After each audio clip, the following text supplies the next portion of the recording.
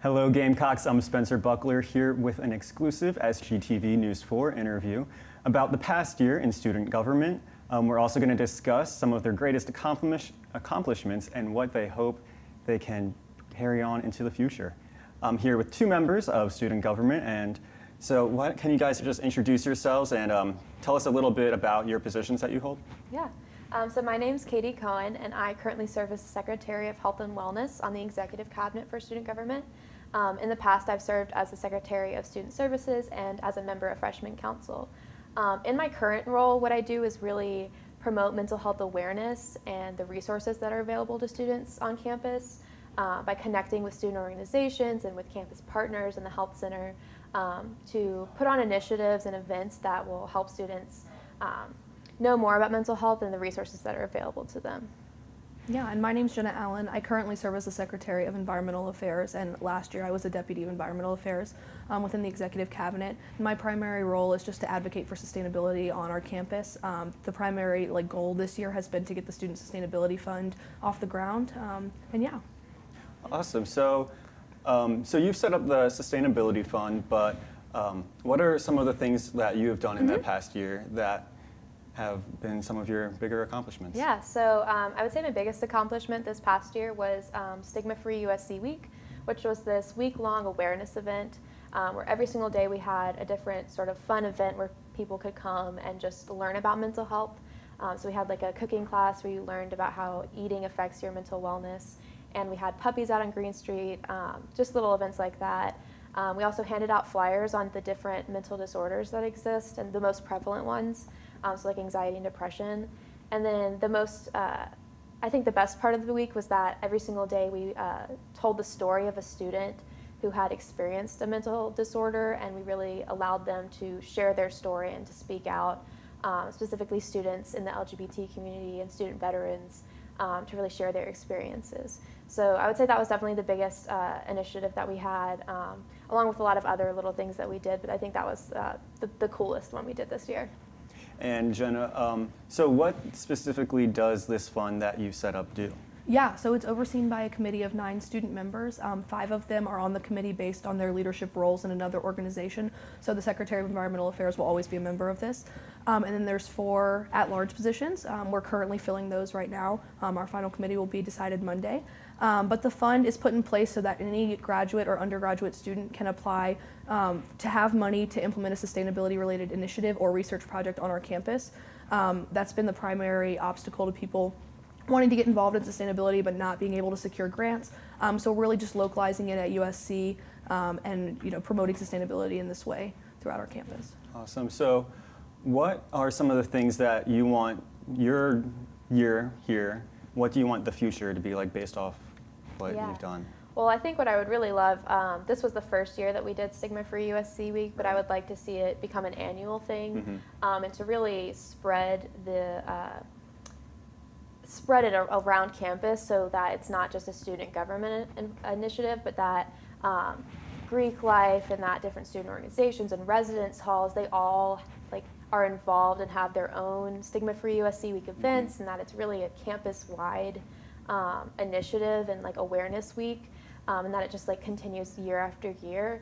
And I guess in general, just to see more mental health awareness and promoting it and really getting the word out so that people aren't afraid to talk about it.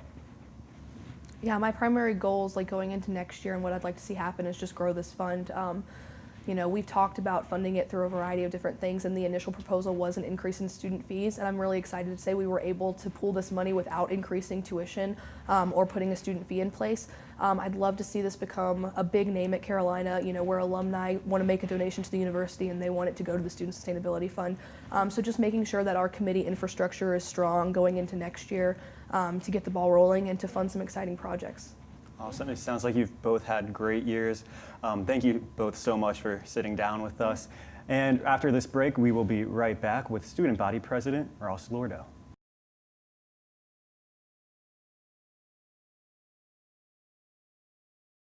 I'm back here with Student Body President Ross Lordo. Ross, thank you so much for joining us. Your term is coming to an end. Can you tell me just a little bit about what you've done in the past year? Yeah, it's been really just an incredible year, and I've been surrounded by so many good people that have really worked tirelessly to advocate for students. It's been a year of continuing a lot of the good things that we've done, but it's also been about showcasing the power that student advocacy and building relationships can have to push the student body forward and to push a lot of the programs that we've been doing, whether it was the student union advocacy or creating a student collaborative in South Carolina to push our government officials, or dollar water at football. There's just so many different aspects of the student experience that we've really hit on this year, and I'm really proud of all that we can look back on and say we had our hand in. So you've already hinted at a few of your accomplishments, but it's been a whole year. So what have been the biggest accomplishments, would you say? Yeah, I think from a foundational standpoint, our ability to push our Board of Trustees for a new student union will be very much a piece of our legacy, to initiating a $10 fee to help fund a feasibility study that'll be taking place over next week over the course of 2 days. That is really important, and it goes a long way, and that's a very difficult thing to bring to fruition.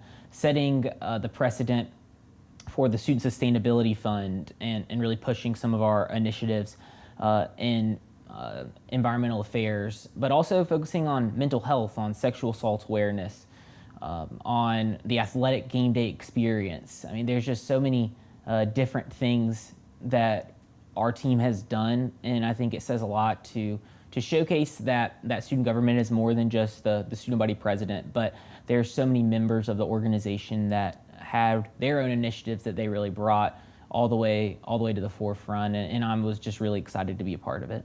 So something that you guys have been working on is the new student union. A lot of people are talking about it, are excited about it. Can you just let people know where this is at? Yeah, absolutely. So this past summer, the Board of Trustees passed a $10 fee that students are paying, and that is to begin the budget or fund for the project. It's to help finance, like I said, the feasibility study of it, to bring this vision to life, and to have some architects brought in to start that process. The Board of Trustees just last week really gave its nod of approval with us pursuing this, and it's incorporated into the master plan. So it's not as much of a if it's going to happen as much of a when. So I think from my perspective, we've really shown the impact that the student voice can have, and students can really be change makers on campus. And I hope really the next group of student leaders continue with this trend, and they're not as much pushing for student union, but what is a part of the student union? How is it financed? What are those student needs, not just now, but in 30 years, and how to bring that vision to life. But I think at the end of the day, it's about students being a part of the process, and I think we've really shown administrators and board members the insight that students can give, and I'm excited to see students continue to push forward. So another thing that you guys have been working hard on is government advocacy. Can you just explain a few of your initiatives surrounding that?